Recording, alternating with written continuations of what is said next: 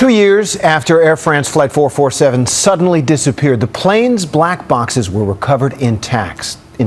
They hold the clues to the series of unthinkable events that brought down the plane and for the first time shed disturbing light on what really happened in the cockpit in those final desperate moments. Here again is ABC's Elizabeth Vargas. It is 3.5 hours into the flight. It's almost 11 p.m., and the airplane is still cruising at 37,000 feet when Captain Marc Dubois, a veteran Air France pilot, makes a fateful decision. Though his Airbus A330 is heading into a thunderstorm 800 miles off the coast of Brazil, he gets up to take a scheduled rest break. He makes his first mistake of the evening when he fails to leave proper instructions to the two co-pilots who are now in charge of the flight. It is only a few minutes later that the plane's pitot tube, a piece of equipment that reads the airspeed, suddenly fails. This means the automatic pilot system shuts off. It is now 11:10 p.m. Now control of the aircraft and the lives of the 228 people on board is in the hands of the least experienced of the three-man crew, Cedric Bonin. And the captain is sitting where I'm sitting right now? Correct. Captain Storm on the left side. Bill Voss of the Flight Safety Foundation and two test pilots joined us in an A330 flight simulator to recreate what happened in the final crucial moments. The autopilot disconnects. The autopilot disconnects. So let's see how that looks. There's a warning. The aircraft is now in my control. I have to fly it manually. All of a sudden, the computers are not in charge. Cedric Bonin, just 32 years old, is.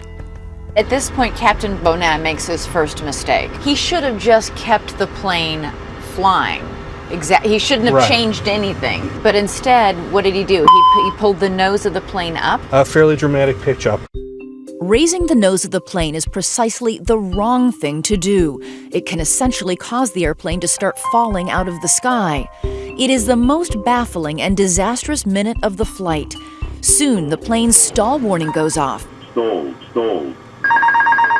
But no one seems to pay any attention. Stalled. It actually sounded for a total of 54 seconds, which is a long time. As the stall gets worse, the plane becomes harder to fly. On the black box recordings, Bonin says, "I don't have control of the airplane at all." By now, the other co-pilot is calling for the captain. "Where is he?" he asks at one point. And then again, "Is he coming?" They keep saying repeatedly, what's happening? Where's the captain? They call for the captain 6 times. Yeah.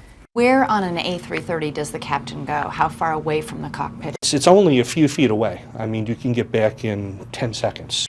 We don't know why, but it took Captain Dubois more than a minute, 60 crucial seconds, to return to the cockpit. Two sources tell ABC News that he was traveling socially with an off-duty flight attendant.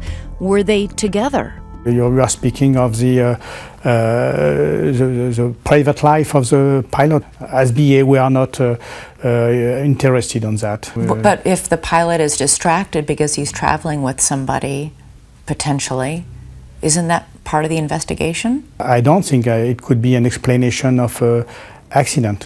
When Captain Dubois does finally enter the cockpit, he finds a scene of utter chaos. "What's happening?" the captain asks. "I don't know what's happening," one of the co-pilots answers. What does that tell you about what's going on in that cockpit? It seems that the pilots did not understand the situation and they were not aware that they had stalled. Within seconds, the plane has entered such a deep stall it is plummeting at 120 miles an hour in the dark, belly first, with the nose slightly up.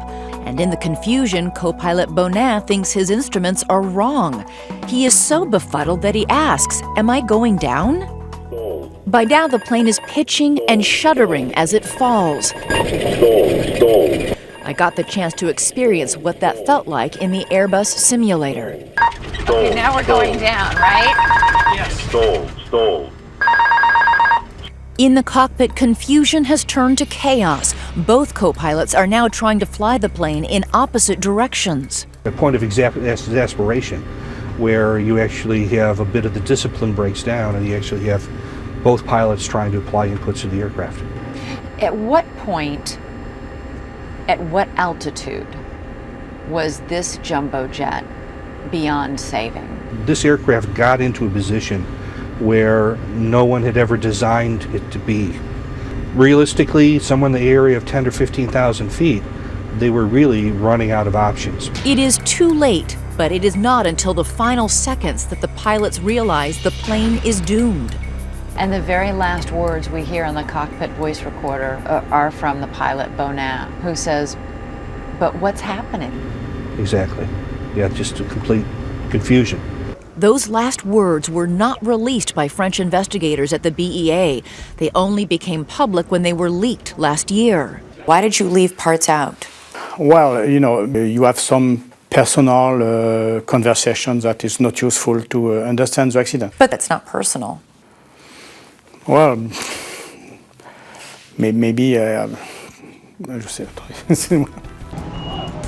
It is decisions like that which have led many people, including victims' families, to suspect that French authorities aren't telling the whole story about what happened to Flight 447.